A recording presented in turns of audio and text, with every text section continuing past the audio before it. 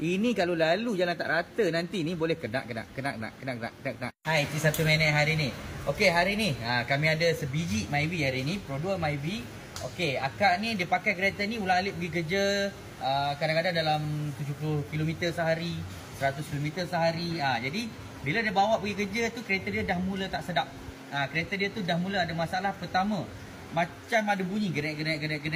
Masalah kedua adalah handling lah. Handling dia dah mula macam kiri kanan tak tegak. Jadi bila nak bawa laju sikit tu rasa tak selamat. Jadi dia hantar kereta kat sini untuk saya cek. So kat sini jom saya tunjuk. Okey. Pertama, apa yang saya jumpa ialah ni. Rear end, tyro end dia ni dah lembut. Nampak? Saya dah main dah. Rear end, tyro end ni ibarat lengan kita. Macam lengan manusia ni. Kalau dia lembik, lembik lah.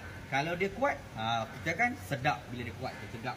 Jadi rear end, tyro end dia ni dah out dah kalau tanya saya. Okey, kemudian ni, jom tengok sini pula. Okey, kemudian nampak ni, ini namanya stabilizer link. Stabilizer link dia ni dah lembik dah. Ini kalau lalu jalan tak rata nanti ni boleh kena. Ni punca dia ni.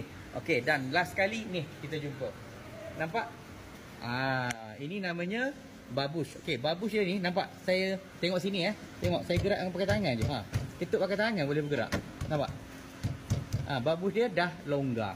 Jadi itu je masalah dia, tak besar pun. Jadi kalau siapa yang ada masalah yang sama nak cek kereta, boleh bawa datang ke Fizi Motorsport Sawit Ipoh. Kami cuba bantu cari punca masalah kereta anda. Selamat hari ini. Saya